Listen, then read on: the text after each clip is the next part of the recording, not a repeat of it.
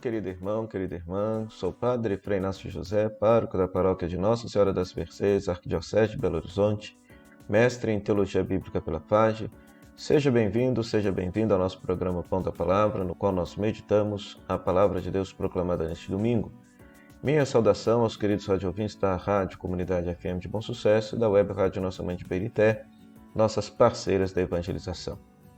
Nós estamos celebrando o terceiro domingo do tempo comum e nós temos como palavra de Deus Isaías capítulo 8, versículo 23 ao capítulo 9, versículo 3, primeira carta de São Paulo aos Coríntios, capítulo 1, versículo 10 ao versículo 13, depois o versículo 17, e Mateus capítulo 4, versículo 12 a 23. Vamos meditar a santa palavra de Deus.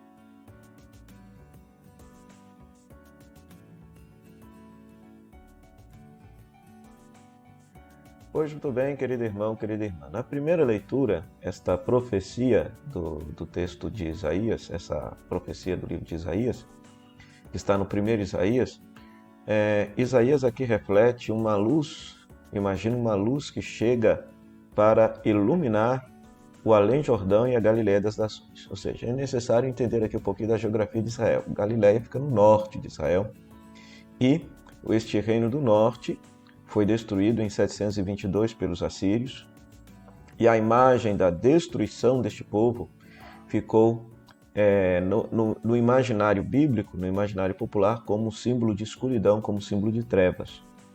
Então, quando o profeta diz assim, o povo que andava na escuridão viu uma grande luz, para os que habitavam nas sombras da morte uma luz apareceu, né?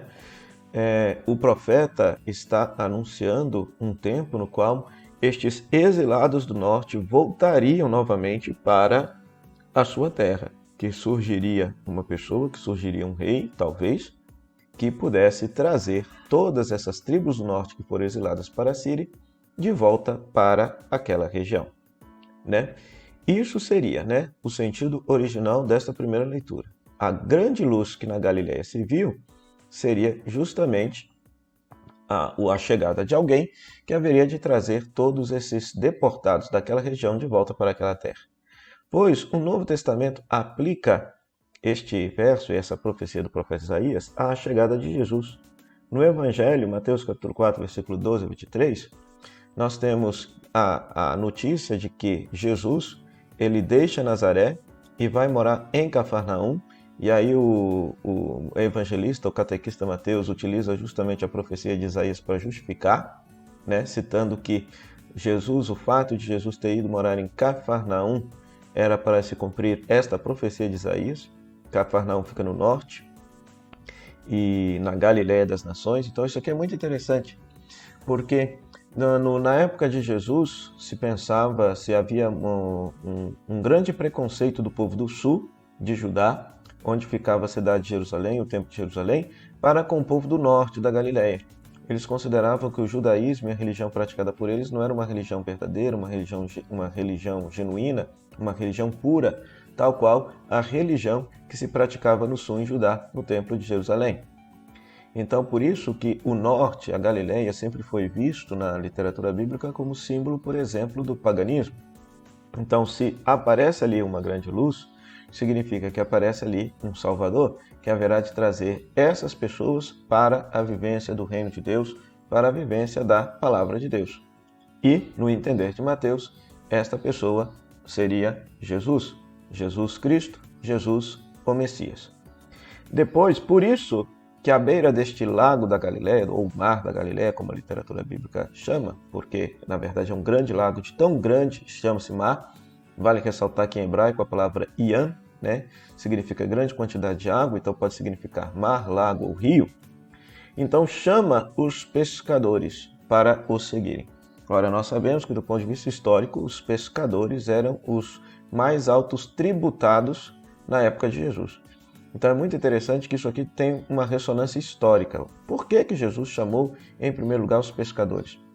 Porque eles eram justamente os mais afligidos pelo reino de Roma, pelos impostos que o Império Romano colocava sobre o povo judeu escravizado, né?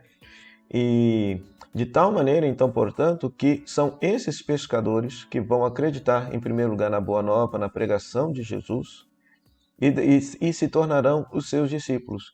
E é interessante que o convite que Jesus faz a eles é: segui-me e eu farei de vós pescadores de homens. Então aqui tem um imaginário bíblico muito interessante. Por quê? Porque o mar, na literatura bíblica, de modo geral, vale ressaltar que o povo de Israel vivia num contexto de deserto, não um contexto de grandes águas, então nunca foi um povo marítimo, né? Diferente dos gregos, dos assírios, dos romanos. Então, o mar, no imaginário bíblico, não significa coisa boa, não, significa coisa ruim.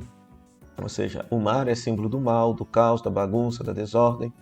Basta conferir que em Gênesis capítulo 1, versículo 1, Deus não criou o mar já existia e Deus simplesmente afasta as águas do mar a fim de fazer surgir a terra.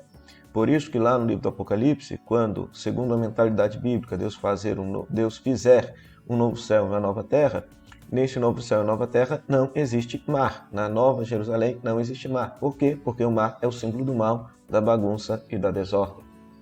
Então, ser pescador de homens significa tirar o ser humano da escravidão do mal, das forças do mal, do domínio das forças do mal e inseri-lo agora na ordem de Deus. Ou seja, é tirar o ser humano da desordem do mal, do caos do mal, da bagunça do mal e colocá-lo agora no ordenamento divino, aquilo que o Novo Testamento chama de reinado de Deus. Então, esta mensagem, essa missão de Jesus de tirar o ser humano das forças do mal e colocá-lo sob o reinado de Deus, essa missão é de cada um de nós, cristãos, cristãs, batizados e batizadas, missionários e missionárias de Jesus Cristo. Ou seja, nós, por meio da nossa pastoral, do nosso cuidado, da nossa misericórdia, da nossa caridade, nós vamos tirando as pessoas do mar, do caos, da desordem, da bagunça e inserindo-as sob o reinado de Deus. A missão que era de Jesus é agora também a nossa missão. E dessa forma faremos a luz brilhar, a luz de Deus brilhar por onde a gente passar. Agora, tem uma coisa que evita essa luz de Deus brilhar e está na segunda leitura, 1 Coríntios capítulo 1, versículo 10 ao versículo 13 e depois versículo 17. Paulo escreve essa carta para a igreja grega de Corinto, por quê? Porque ele recebe notícias da casa de Cloé que está havendo contendas dentro daquela igreja, está existindo divisões dentro daquela igreja. Tem gente que diz assim: eu sou de Paulo, eu sou de Pedro, eu sou de Apolo. E Paulo, ciente desta dificuldade, ciente deste problema, ciente deste contra-testemunho, que, por exemplo, essa situação vai ficar tão grave, mas tão grave que, por exemplo, lá no capítulo 11 desta mesma carta, Paulo vai corrigir a forma como eles estavam celebrando a Santa Missa, que não era a ceia do Senhor, né? Ou seja, a Eucaristia era realizada numa espécie de jantar, onde cada um levava os seus alimentos para ser partilhados com os demais. Então tinha gente que comia tudo e não partilhava com ninguém, né? Então havia um sério problema na igreja de Corinto. Eles estavam divididos, eles estavam brigando entre si, eles não estavam se entendendo, estavam divididos. Parece muito com a situação do Brasil, das nossas casas, inclusive da igreja atual, que está cindida, dividida por ideologias. Então Paulo vai justamente tocar nesse ponto, na raiz desse problema, e dizendo: todos são de Cristo, e que todos precisam estar concordes uns com os outros e não admitir divisões entre vocês. Porque não existe isso: eu sou de Pedro, eu sou de Apolo, ou sou de Paulo. Todos, pelo fato de serem cristãos, de serem batizados, pertencem unicamente ao nosso Senhor Jesus Cristo. Então não foi Pedro, não foi Paulo, não foi Apolo que morreu na cruz para nos salvar. Foi Cristo. Então todos são de Cristo. Então, ainda hoje, né, a gente percebe que há pessoas que seguem muito mais os ditames de um guru religioso, uma figura religiosa, que muitas vezes lhe apresenta como se fosse a verdadeira fé, um cristianismo torto, um cristianismo ideologizado, ao invés de se voltar à raiz do Evangelho e perceber que o Evangelho abre margem para um pluralismo de vivência da mesma fé. E isso precisa ser respeitado. Porque esta diferença, essa pluralidade de vivências da mesma fé é uma riqueza para a igreja. É uma riqueza para a igreja. Então, há aqueles que vivem a sua fé de uma maneira muito mais mística, porque têm a vocação da mística, da oração, da contemplação. Outros vivem a sua vocação cristã mais na questão social, porque percebem que o combate à pobreza e à miséria faz parte do Evangelho. Nosso Senhor combateu a pobreza e a miséria. Ambas as posturas não se excluem, as posturas se completam. As posturas se completam, os carismas se completam.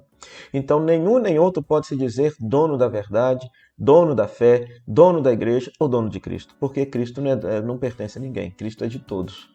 Né? Cristo é maior que todos. Né? Então, que essa segunda leitura nos ajude a refletir e, sobretudo, nesse domingo, a rezar, pedindo a Deus que Ele conceda a graça de superarmos as divisões que possam existir dentro das nossas comunidades, dos nossos lares, das nossas casas, e que a gente possa assumir essa mesma missão de Jesus. Hoje, quando Jesus chama os pescadores para serem pescadores de homens, o chamado é dirigido a cada um de nós. Somos chamados e vocacionados por Cristo a cuidar das pessoas, nas pastorais, nos movimentos, dos pobres, doentes, enfermos, crianças abandonadas, drogados, presos, enfim, todos aqueles que necessitam, para tirá-los do mar, pescá-los do mar, tirá-los da desordem, das forças do mal e colocá-los sob o reinado de Deus, colocá-los agora sobre o ordenamento divino, sob a vontade de Deus. Para isso, queridos irmãos e queridas irmãs, vamos rezar e pedir a Deus que possa nos abençoar. Oremos. Deus eterno e todo-poderoso, dirigi a nossa vida segundo o vosso amor, para que possamos, em nome de vosso Filho Jesus, frutificar em boas obras. Por nosso Senhor Jesus Cristo, vosso Filho, na unidade do Espírito Santo. Amém. O Senhor esteja convosco, Ele está no meio de nós, que a bênção de Deus Todo-Poderoso, Ele que é Pai, Filho e Espírito Santo, desça sobre você, sobre sua família e permaneça para sempre. Amém. Meu muito obrigado à Rádio Comunidade FM, à Web Rádio Nossa Mãe de Birité, que nos cede esse espaço para pegar a Palavra de Deus, a você, querido rádio ouvinte internauta, pela sua audiência. Se você está passando nesse canal aqui pela primeira vez, então faça a sua inscrição, ative as notificações, deixe o seu comentário e compartilhe com todos aqueles que gostam de meditar a Palavra de Deus, a fim de que as redes sociais possam entender que esse conteúdo é relevante e espalhá-lo para mais pessoas. Até o próximo programa, O Pão da Palavra, se Deus quiser. Tchau, tchau.